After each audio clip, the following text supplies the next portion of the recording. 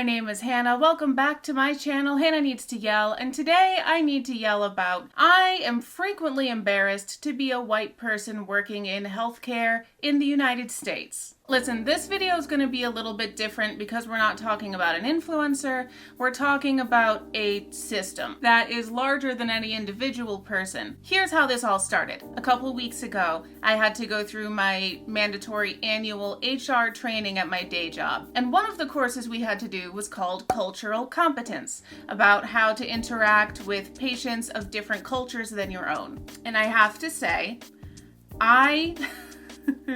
in reading through it, I definitely felt like I was seeing some red flags. So what I want to do, I have access to the HR course right now, and I want to show you what I found concerning. I think it's important to talk about discrimination in healthcare, and there are many categories of how that can play out, but specifically related to race and culture, because somebody's race is so visible and so obvious. It's the tone of their skin and the shape of their features.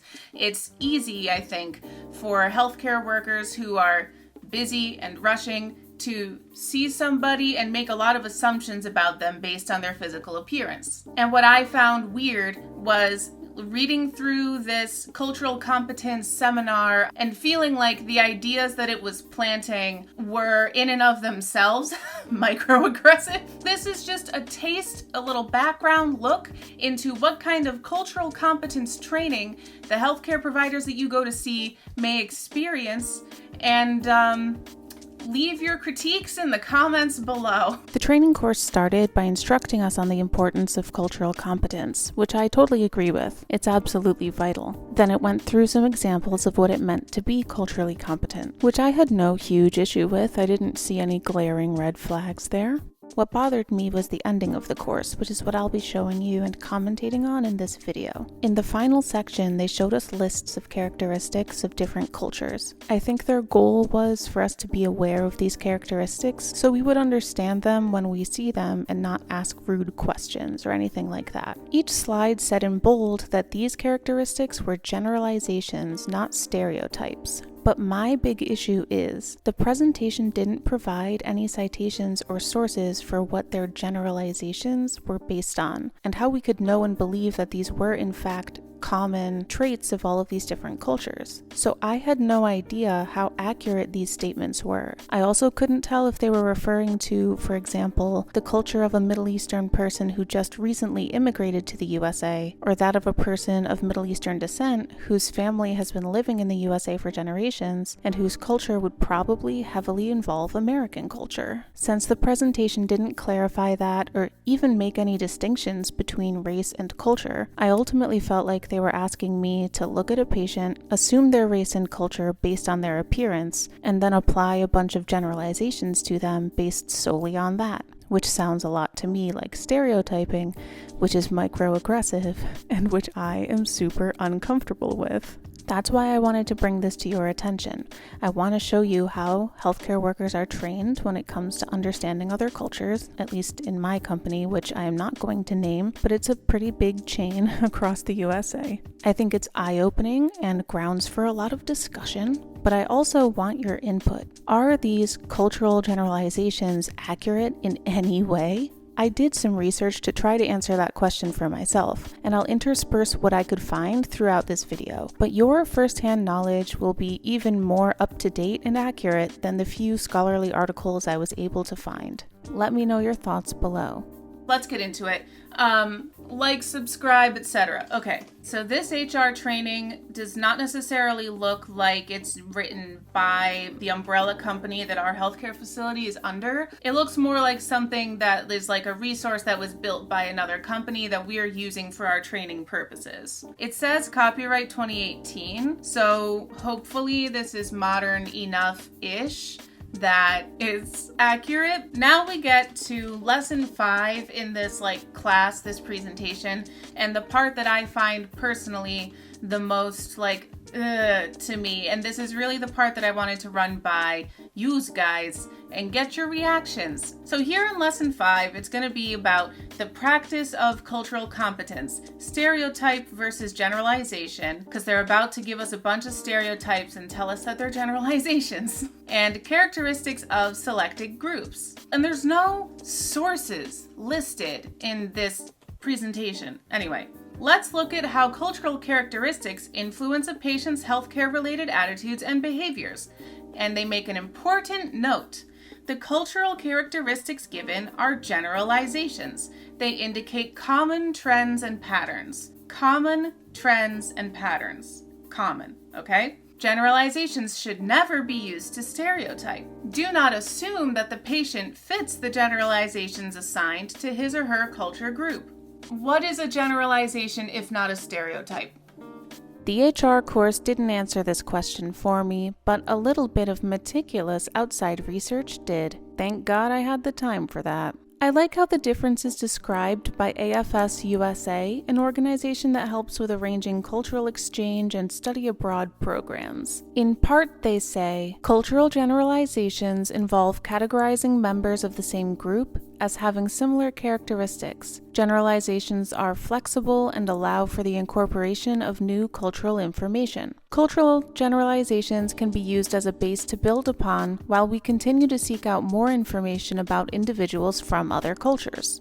However, generalizations become stereotypes when all members of a group are categorized as having the same characteristics. They are typically inflexible and resistant to new information. They can often lead to prejudice and discrimination. So it seems that the main differences are that generalizations are applied to most people in a group, while stereotypes are applied to all, and that generalizations are open to change, while stereotypes are not. And listen, this is nice to understand and all, but honestly, I feel the difference may be too subtle to be noticed in the fast-paced healthcare setting this course is preparing me for. I hate to be a cynic, but it makes me think the HR presentation is emphasizing the generalizations not stereotypes thing just to cover their asses legally? I don't know. Let me know your thoughts below.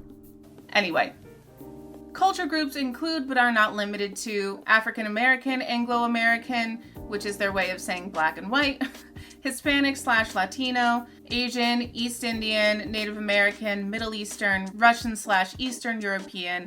Remember, these are generalizations. They should not be used to stereotype any patient. These also are selected examples only. So you're giving, okay, this is what is pissing me off. They're teaching me as a white American caregiver a bunch of generalizations about all these cultures. And then when, let's say, a Latinx patient comes and stands in front of my desk, I'm not supposed to use the information that they just gave me to stereotype how I interact with that patient. I'm struggling. So let's talk. I hate it. Okay, so this is where we're going to get into describing all of these different culture groups. So if you're from one of these culture groups, please sound off in the comments below on whether this is an accurate way to describe you and your culture group. And one thing I'll also note, I know I haven't gotten into the substance of this yet, but I'm just so wigged out by this, man. We're talking about African American culture. So a black person comes and stands at my desk, and I'm about to start interacting with them. I don't know their culture. Just because they're a black person in America doesn't mean that they're African American. They could be a black American. They could be a more like literal African American, like an immigrant from Africa to the US. The only way I would really be able to discern that a little bit in our interaction is if they have an accent, and even then that feels problematic to say. Like a lot of the like culture characteristics that they give us as this is how you should communicate with, like these are what these cultures value. The only way that I can use this information is if I look at somebody and based on purely their physical appearance and the hopes that I can recognize their race and their culture just from looking at them, only then can I apply this information in any way. And is that not stereotyping? So it says, African American culture. Religion is important in the lives of many African Americans. Patients should be given time and privacy to pray. That feels very stereotypical to me. Clergy should be allowed to participate in the patient's care. Does that mean making decisions for the patient? Or does that mean like coming to visit them and like pray for them? Or like, I don't know. Sound off below if you want your pastor involved in your care. The head of household is often a woman. Other relatives and friends may be included in the patient's extended family.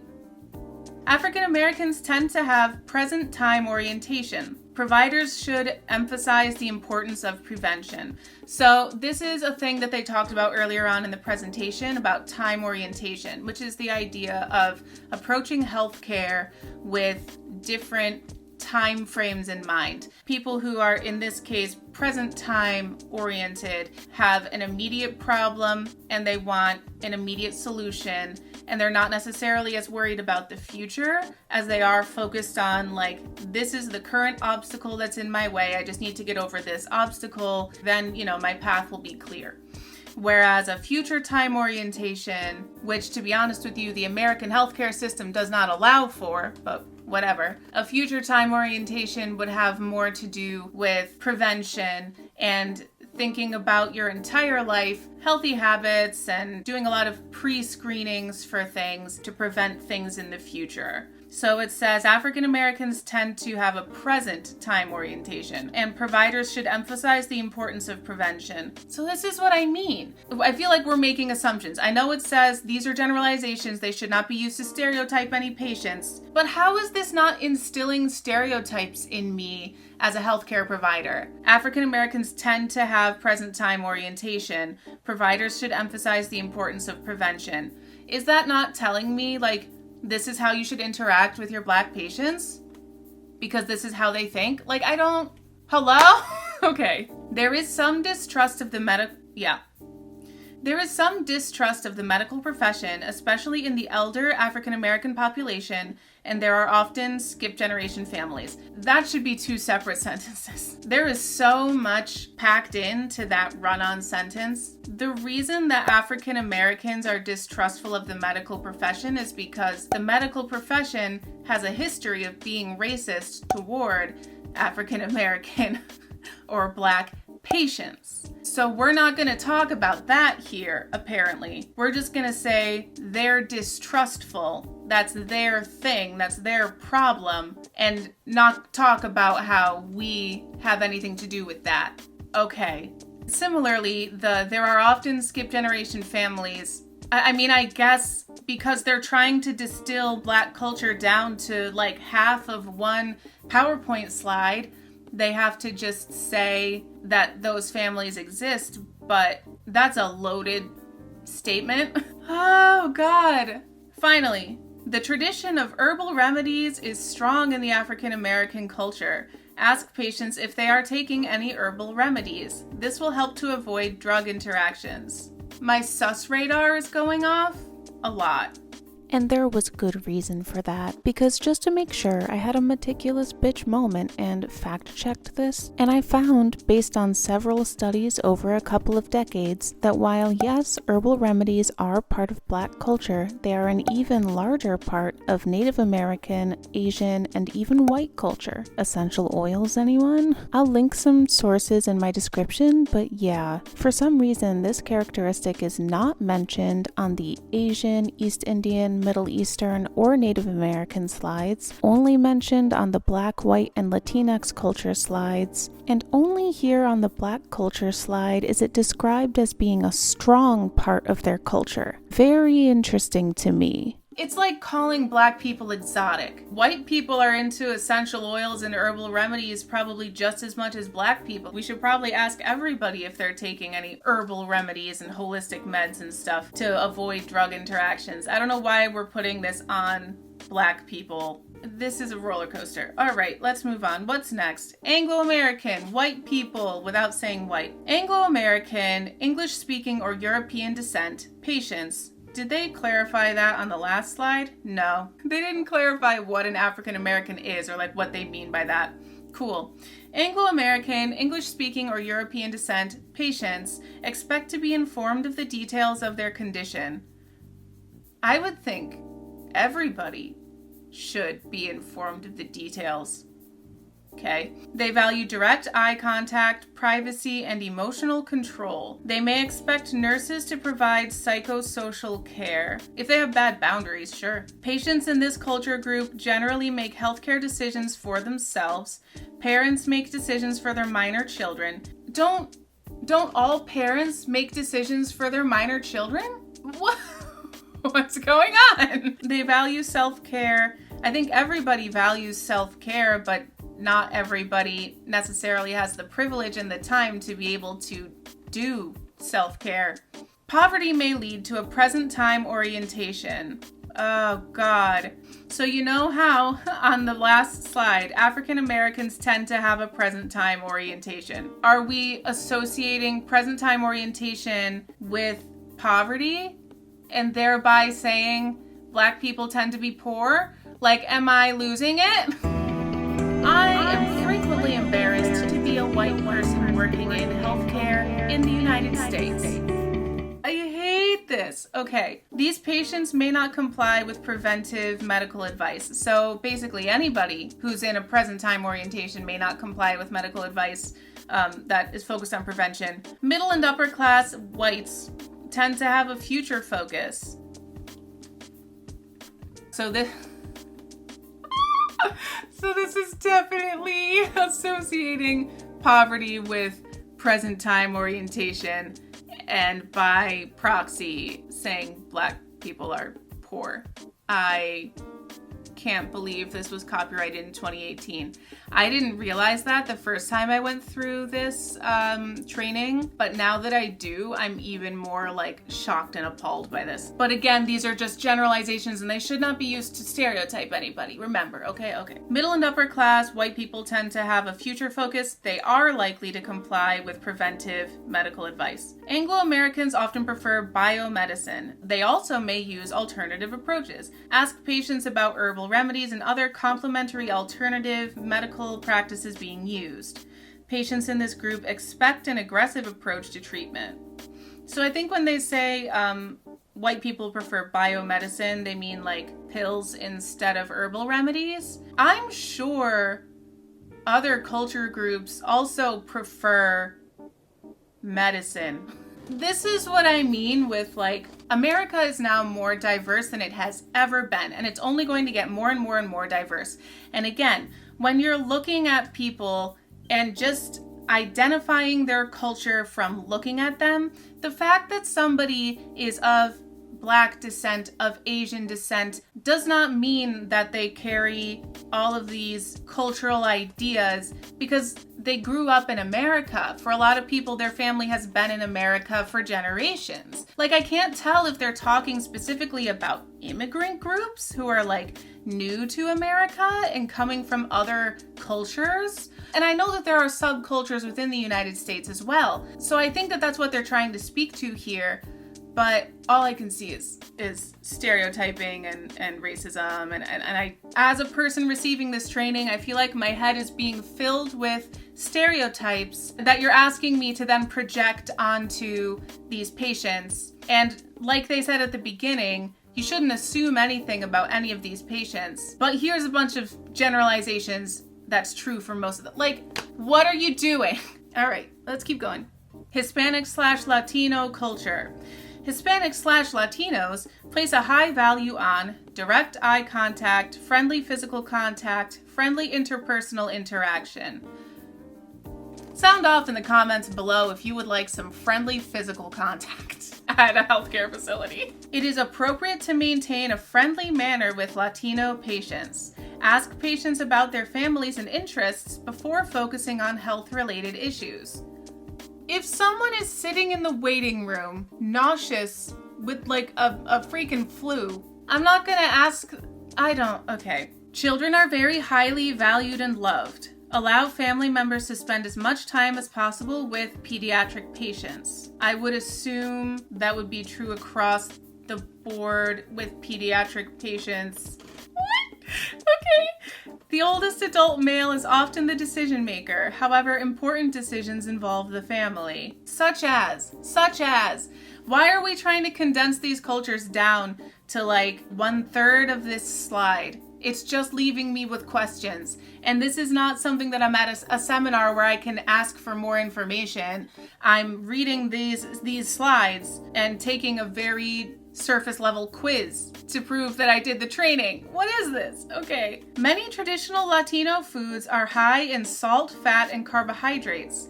Be certain to discuss nutrition. You know what other foods are full of salt, fat, and carbohydrates? American food. McDonald's. This is what I mean. These are such random attributes to put on certain cultures. And like the idea that you want me to talk to my Latino patients about nutrition, but not my white or black patients or my Asian patients coming up. Don't you live in America? Aren't you surrounded by fast food no matter what race you are? I don't get it. Hispanic/Latino patients may use herbal remedies, again with the exotic thing. Verify interactions of any herbal remedies with prescribed medications. Sound off below about herbal remedies because I don't. This makes me so uncomfortable. Next, Asian culture, which already is way too big of an umbrella. Asia is like half the world. It's really hard to condense Asian culture into one thing, let alone like a third of a slide. To show respect, Asian patients may avoid eye contact with the provider. They also may agree with their provider. Agreement does not always indicate understanding, nor may it indicate an intention to comply with the treatment plan. What the fuck? I feel like the Asian patient that they have in their mind while they're describing Asian culture is somebody who doesn't speak English and needs a translator and is a very recent immigrant to the USA. Am I crazy? Tell me if I'm crazy. Maybe I'm overreacting about this and I'm just overstressing about this. I'm sure somebody will tell me that I'm, virtue signaling or some shit. But this is just my honest reaction to this is this feels hella racist. Men may make healthcare decisions for their wives. Family members will expect to be involved in treatment decisions and patient care. Allow family to care for the patient as much as possible. So the first sentence, men may make healthcare decisions for their wives. My sus radar is going off again. And once again, it was right on the money. I looked up this topic and found some articles about family-centered decision-making being more popular among non-Western cultures. For example, one study from 2020 did talk about how Asian adults do tend to discuss their treatment with their family members and sometimes even defer to them for decision making. But nowhere in this study are they talking about that decision being deferred to their spouse. Usually they're talking about an adult deferring the decision to their parents, or as they get older and their parents become elderly, those elderly parents deferring the decision to their adult children. Along the same theme, another study published in August of 2018 specifically says, when it came to spouse involvement in their healthcare, the expectations of women who were surveyed for this study were low and were shaped by avoidance of family conflict. So it seems there is little to no expectation for husbands to make decisions for their wives. At least when we're talking about Asian Americans, which I think is who this slide is about, it's really hard to tell. Either way, these studies will be linked in the description for you to check out if you want to. Family members will expect to be involved in treatment decisions and patient care. Allow family to care for the patient as much as possible. I guess if they're bedridden and they need help bathing or something like that, allow a family member to do that instead of a healthcare worker, maybe. Asian patients may not express pain. Pain medication, as ordered, should be offered when appropriate. This should be done even if the patient does not request it. That felt really weird to me. Asian patients may not express pain is the weirdest sentence I've ever read. I don't even know where that comes from. What does that mean? That they wouldn't express pain? Doctors ask about pain. They specifically ask questions about are you feeling pain? What kind of pain? On a scale of 1 to 10, how painful? So they have to express pain when they're asked about it. I don't know. Finally, coining and cupping are traditional medical practices in many Asian cultures. They should not be mistaken for signs of abuse. I don't know if these practices happen in the United States. Again, this is what makes me feel like the Asian person they have in their mind when they're describing Asian culture is somebody who is brand new to the United States and not necessarily like a lot of Asian people who've been in the country for a long time and their families have multiple generations in the United States. East Indian culture, maybe they're just specifically talking about India. I don't know. Okay. East Indians may consider direct eye contact rude or disrespectful. Silence may indicate acceptance or approval. Family members are likely to take over the activities of daily living for a patient. Unless patient self-care is medically necessary, allow this expression. So I guess that would be like the example that I mentioned before, where if a patient is like bedridden, a family member might help them bathe and stuff like that. The Sikh religion forbids cutting or shaving head or facial hair. Consult with patients before surgical prep. I feel like I'm repeating myself 100 times here. But again, this requires me as a healthcare worker to look at somebody and just project all of this onto them based on what they look like. Because again, it's not specifying, do you mean somebody who recently immigrated to the US or somebody who has been here for generations? It also doesn't direct us on what I think might be helpful, which is how to have conversations with our patients about their cultures in order to clarify what's important to them. For example, just because a man is Indian and has a beard doesn't mean that he's Sikh. Have you heard of Hindus, anybody? I wish the training did more to help me connect with my patients about culture, instead of just describing a bunch of potential things we might run into and then sending us out into the world hoping for the best. I'm tired. I'm just reading this and I'm tired. Native American culture. Patients in this group may communicate through anecdotes and metaphors.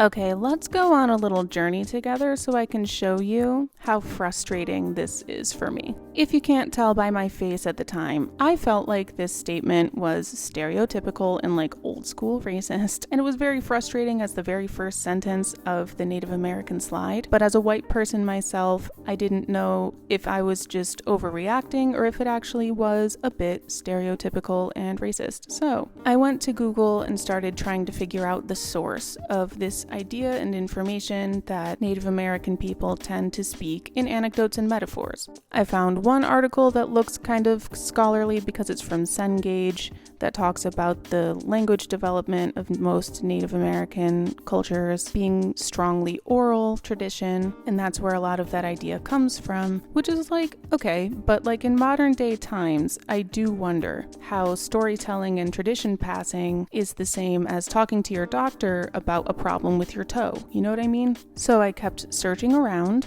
Something that happened while I was looking around that felt strange to me was I found this article with the heading Understanding Cultural Diversity in Healthcare, and several of the statements on this article were eerily similar to the statements on the slide that I was reading in the video. If anything, I would say that they were copy-paste. Native Americans often use anecdotes and metaphors to describe their own health status. Long pauses generally indicate that careful consideration is being given to a question. Do not rush the patient. Direct eye contact may be avoided out of respect and/or concern for soul loss and theft. Do not misinterpret it as lack of interest or evasiveness. And if you look back at what I was looking at, patients in this group may communicate through anecdotes and metaphors. During a conversation, the patient may pause for an extended length of time. This indicates careful consideration of the question or issue. Do not press the patient for an answer. Avoid eye contact. Do not speak loudly. There's a little bit of paraphrasing, which makes me think that whoever wrote this presentation pulled from multiple sources, but this does seem to be one of the sources that they pulled from strongly. So I was looking at it. You can see there's a few different articles about different culture groups linked here, as well as this is copyrighted 2019 by Jerry Ann Galante, who is listed up here.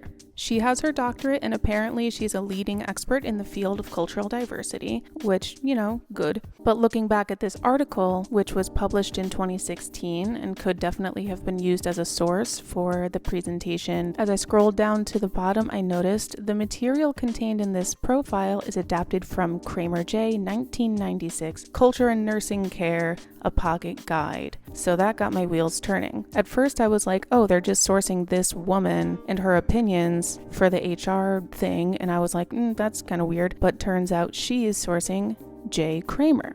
So that got me going down this path to figure out what J. Kramer was basing ideas on. I know this is a rabbit hole, but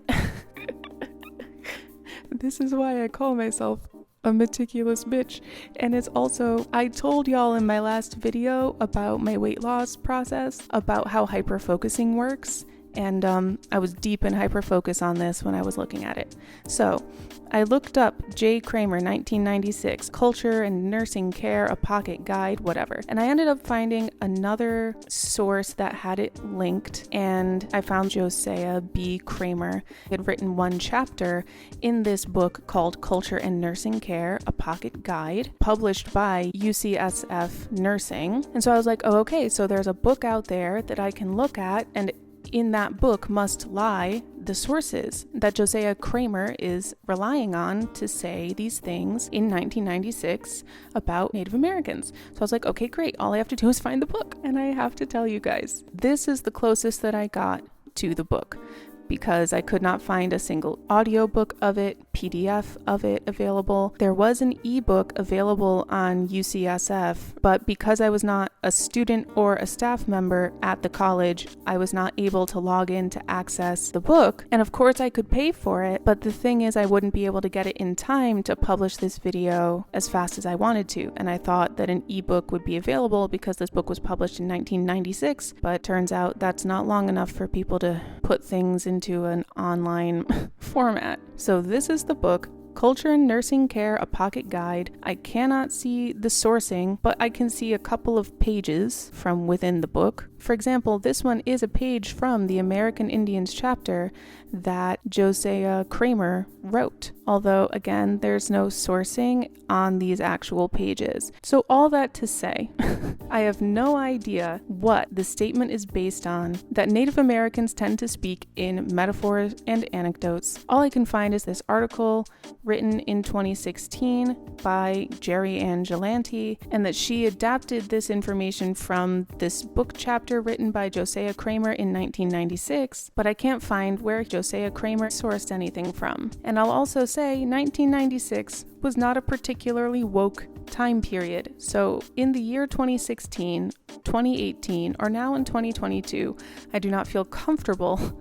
basing my understanding of Native Americans on resources that were written in 1996. All that to say, I can neither confirm nor deny whether it's truly a generalization that Native Americans speak in metaphors and anecdotes, as opposed to being a stereotype, and an old one at that. But I can confirm that my sus radar is on high alert. Red blaring alarms going off. I'll have to ask you all to sound off in the comments below. During a conversation, the patient may pause for an extended length of time. This indicates careful consideration of the question or issue. Do not press the patient for an answer. Avoid direct eye contact. Do not speak loudly. Any illness concerns the entire family. Healthcare decisions may be made by the male head of the family, the female head of the family, or the patient. Interesting. I would imagine that would have to do with the age of the patient. Native American patients may be stoic about pain. Offer pain medication when appropriate. Presentation of pain is a hotly debated subject, both in opinion articles and news pieces, as well as professional research studies. Some see it as a characteristic of Native American culture, as well as Asian cultures and other cultures, to remain stoic and have minimal expression of pain. Others see that as being not true and more exaggerated, as a stereotype of the stoic native. I'm not exactly sure what to believe because all of the good studies were behind paywalls, so I couldn't easily access them. But since it's so highly debated, I'm glad that at least they said to offer pain medication when appropriate. If that's what you're going to do anyway, I'm not sure why you need to include the first line about Native Americans may be stoic about pain, but I guess, again, it's like I said at the very beginning, this presentation is informing us of certain characteristics so that we can be aware of them when we meet them and not be surprised by them. I guess. Who knows? We're discovering this together. Another factor in this debate has to do with family-centered decision-making, which we discussed earlier in this video. The involvement of the family in the healthcare process and decision-making may inspire the patient to be more stoic about their pain so as not to burden their family members with what they're actually suffering through. I don't know if this is a specifically Native American trait. In my life and in my boyfriend's life, we've both had dear relatives who have downplayed to us the severity of the pain or the illness that they were going through at the time, and we are both white Northeastern Americaners. So perhaps this stoicness about pain may be more universal than laying it on specific cultures only, and indeed may be more of a generational thing than a culture-specific thing. Let me know your thoughts below. If a patient wears a medicine bag, do not treat the bag casually. Do not remove it without asking the patient. While I was filming this video, I did get a little bit sus about the medicine bag thing. I did some more research and it seems to be still a significant part of Native American culture. Definitely still more on the traditional side of things, but this tradition has stood the test of time. But again, I'll just say, if I'm wearing something, regardless of the cultural significance, I would really hope that a healthcare worker would ask me before removing it. This is where, again, I don't know if it's a culture thing, just so much as a respect and boundaries thing. Traditional healing may be an important part of any treatment plan. Accommodate traditional healers. Allow traditional rituals whenever possible. Again, this feels like the exotic thing, and tell me if I'm wrong, but it just feels very white people trying to understand other cultures that they're not part of. Have you ever been in a gang? If you don't want to talk about it, I completely understand. And don't forget the new black man phrase I taught you. Pippity poppity, give me the zobbity. Yes, sir. Remember that. Middle Eastern culture. Your Middle Eastern patients may believe that communication is two-way. You may need to share information about yourself first, then you may receive information from the patient. I would love sources for this stuff. I would love resources.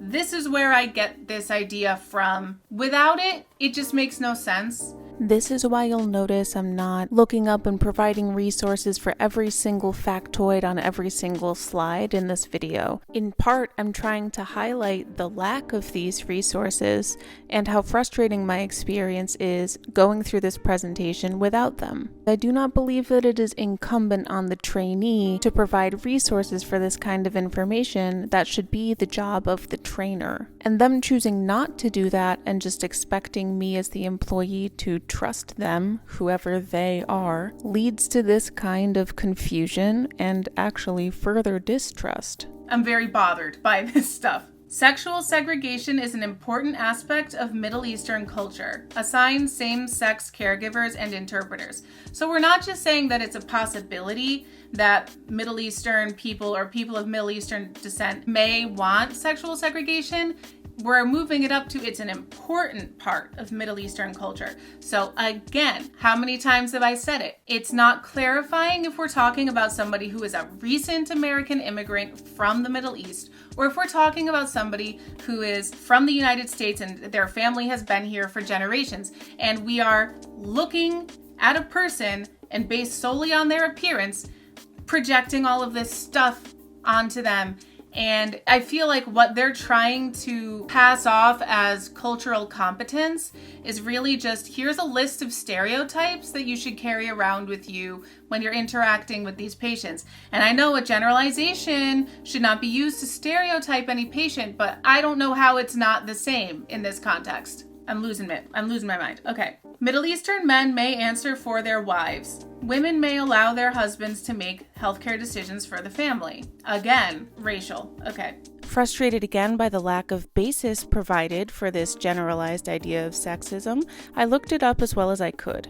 I need to start by saying that I found, and several authors agreed, that Middle Eastern cultures are far less studied in terms of healthcare and health implications than other cultures. I mean, it seems we can't even decide exactly what nations are part of the Middle East. It could be these 14 countries, or these 20 countries, or these 22 countries. I guess it depends on how they feel that day. Who knows? This situation is not helped by the fact that the US Census and other demographic data rarely includes an option where people can self-identify as Middle Eastern or Arab Americans. Instead, they're stuck listing themselves as white or other. This causes an amalgamation of Middle Eastern and Arab American experiences with white or other people's experiences, making this large group virtually invisible and making researching this topic much more difficult than it should be. It also doesn't help that the few studies and scholarly articles that do exist contend with two fatal flaws. One, just like the rest of this presentation, they tend not to clearly and consistently differentiate between the cultures of recent Middle Eastern immigrants and first-generation US citizens compared to second, third, fourth-generation Middle Eastern or Arab Americans who have lived in the USA for a very long time and who have been more influenced by American culture at large. 2. These articles tend to be locked behind paywalls, making them difficult to access. Unfortunately, I cannot afford to spend $30 to $50 a pop on relevant seeming studies only to discover that they don't actually address the specific topic I'm researching. So by relying on what's freely available, I may be relying on lower quality information. Who knows? I don't, because I can't access the other articles. So with all of that in mind, after like a day and a half of headache-inducing research, this is what I was able to find. First of all, this is a bit of a sidebar, but I didn't see anything about that two-way communication thing that the presentation mentions first on this slide. Not a single word about it after looking at tons of articles, so I have no idea where that came from. Enlighten me in the comments if I missed it. Second, scholars agree that in general, Middle Eastern societies are patriarchal. They usually attribute this to the strong influence of conservative Islam on society's structures and cultural norms. I will interject here that each nation in the Middle East has its own complex history, especially when it comes to religion, gender roles, human rights, and equality. For example, just look at the past 50 years of history in Iran alone. But if we're forced to work from generalizations, all my research presents that it is common knowledge that the patriarchy is strong in Middle Eastern countries. Third, Middle Eastern culture is much more family-centric than Western cultures, which are much more individualistic. This means that women's medical decisions are often made by the family, not just themselves. This can be considered some version of the family-centered decision-making that I described earlier. My cat is using the litter box. Please hold. This can be considered some version of the family-centered decision-making that I described earlier, but within the context of the aforementioned strong patriarchy, let's just say it hits different. For example, several articles mentioned that Middle Eastern women patients will not speak with their doctor about their care. In fact, according to the American Journal of Obstetrics, and gynecology, a woman may expect and prefer that the healthcare provider consult with her husband and possibly away from her bedside. So it's fully possible that she may never discover the full details of her own medical condition. Ignorance is bliss, I guess? Other sources describe more strict limitations. According to an article from ArabCenterDC.org, many women across the Arab region choose or are expected to put aside their own health and well-being to prioritize the care of their families. And this can have severe impacts. For example, a 2014 study from Saudi Arabia found that some women experiencing heart issues delayed seeking treatment specifically because they were waiting for a male's permission to do so. Women's treatment can also be delayed by the many Arab men who prefer that their female family members get treated by female providers. Unfortunately, there are far fewer female physicians than male in the region, so access is much more limited, wait times are longer. You see the problem here, right? Finally, under the male guardianship system in Saudi Arabia, it was not until 2012 that adult women could sign their own forms at health facilities without a guardian. That's how the system works in just one country. Imagine all of the 14 to 22 countries in the Middle East and all of their different rules, regulations, cultures, and systems. So with all of these factors at play, it's no wonder that women in Muslim communities are more likely to self-evaluate their health as poor before. To be clear, when I say Muslim communities, it's only to quote the journal article. I don't mean that all Muslim women in the USA feel this way. Like I mentioned before, these journals rarely delineate between communities who are physically in the Middle East, recent immigrants to the USA, or families who have been in the USA for generations. And speaking of Muslims in the USA, let's bring it back around to the point of all this. After my research, I found that yes, it is fair to say what the presentation says, that Middle Eastern men may answer for their wives, and women may allow men to make healthcare decisions for the family. However, if you cannot tell, I am beyond frustrated that this presentation never clarifies the specific subgroup of Middle Easterners and never sources their information. Because past slides have contained inaccurate information, it only makes me suspicious that they didn't do their research and sends me on these research spirals, which quite frankly are not my job to do.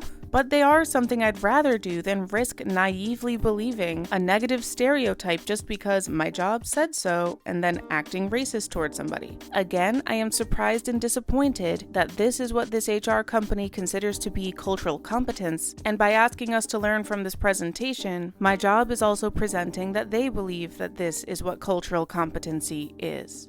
Islam is important to many Middle Eastern people. Allow time and privacy to pray. Be aware that these patients believe that personal health is in the hands of Allah. Middle Eastern patients may avoid taking an active role in their own health care. Have you ever heard of white people and evangelical Christianity? Middle Easterners may expect all treatment plans to involve a prescription for medication. I guess that's probably most people. All right, final culture that we're talking about here is Russian/Eastern culture. When caring for patients in this cultural group, be firm and respectful. Make direct eye contact. Russian patients tend to have a high threshold for pain?